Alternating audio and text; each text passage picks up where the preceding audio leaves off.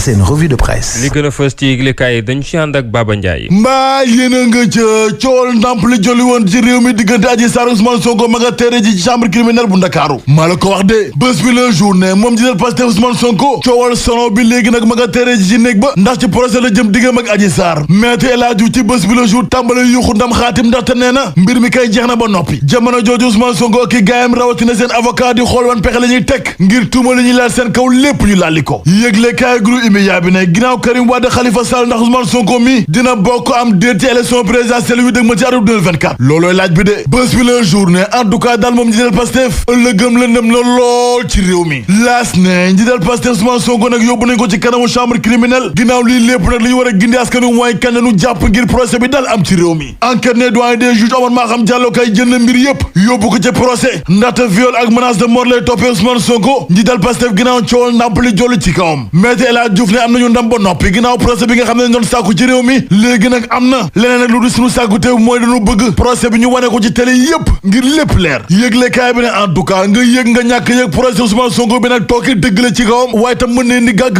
gu rëy ci ëllëgëm ci politique ci Sénégal Le Quotidien ne muy Ousmane Sonko di Adji Sarr ba ci Ndeye Khady Ndiaye ñoom ñëpp ci procès lañu jëm L'Observateur ne cool Ousmane Sonko ak Adji Sarr léegi nag yegg nañu ci acte final bi mooy procès bi maître Ibrahima Mbengue avocat Ndeye Khady Ndiaye ci Les Échos nii léew mu ne su la comprendre dëgg na ci réew mi mooy fan la doyen des juges Omar Maham Diallo teg dogal bi nga xam ne jël na ko yóbbu mbiri ci kanamu chambre criminelle bu Ndakaaru moom maître Mbengue na lii daal bëgg naa mu leer li leer ba leer Les Échos nee na avocat Ousmane Sonko itam nee na ñu ngay taxaw temm ginnaaw nag bu ñoo xaar noonu lii ci coow li dinañu dikkaat nag ak i argument yu am jom taxaw seen client bi di Ousmane Sonko ndaxte maître Etienne Ndione nee na seen client bi daa seet wecc laa lay wax nii te lañ koy tuumaal lépp dara amu ci te bu bés waa nag dinañ leeral lépp ci kanamu ëttu attekaay waaye loolu mooy dëgg waay maître El Hadji Diouf ne am nañu ndam ba noppi ndax moom avocat Adji Sarr bi nee na li mu doon suñu bëgg-bëgg doon itam suñu sàkkuteef te bëgg nañu nag bésu procès bi télé yëpp ci Sénégal wane procès bi nar a amee ci chambre criminelle bu Ndakaaru La Tribune ne en tout cas procès bi nag mën a doon musiba dëgg ci kaw njiital Pastef Ousmane Sonko Walfadjri ne ginnaaw coow li jolli ci kaw moom njiital Pastef Ousmane Sonko ndax du topp tànki Khalifa Sall ak Karim Wade L'Info yéene kaay gu tëb dal ci benn xal des na la beneen tëbin ndaxte moom njiital Pastef ginnaaw coowal Sweet Beauté beneen coowal gi door ci kawam diggam ak Cheikh Yérim Seck ndaxte citation direct la ko fëgg ginnaaw bi waa ji ne moom Ousmane Sonko nañ ko bett ci corniche bi ak benn xale bu jigéen boo xam ne doomi Gàmbi la ñuy def naka surul noonu ci taxawaay bu doy waar Ousmane Sonko ne lii du dëgg laa lay wax nii moo tax mu ne ci kanamu ëttu attekaay ci Sénégal la fas yéene yóbbu tasaru xabaar bi di Cheikh Yérim Seck ginnaaw téere gu ma bind Macky Sall face à l'histoire la xaale ma ci yëglekaay bi ne guerre bi koy tàmbali na diggante Ousmane Sonko ak Cheikh Yérim Seck La Tribune bi ne plainte yaa ngi mel ni mbàccum gerte waxtu wi ci kaw Cheikh Yérim Seck ginnaaw téere gu ma bind ndax bu weesoo Ousmane Sonko capitaine Touré itam fëgg na ko plainte moom taskatu xabaar bi Les Échos Ousmane Sonko Cheikh Yérim Seck kay ci defante gu saf sàpp la ñu nekk ndaxte Ousmane Sonko nee na Cheikh Yérim Seck nag waratu wax mukk ci lu jëm ci wàllu mërs ndax bu ñëpp waree wax daal daa war a noppi Cheikh Yérim Seck ne ko yow Ousmane Sonko jël Pastef laay waxal ndax su ma naree bind ci wàllu mërs sa mbir ndax xamal du ma ci bind benn bataaxal ndax téere laa ciy bind problème yi démarré na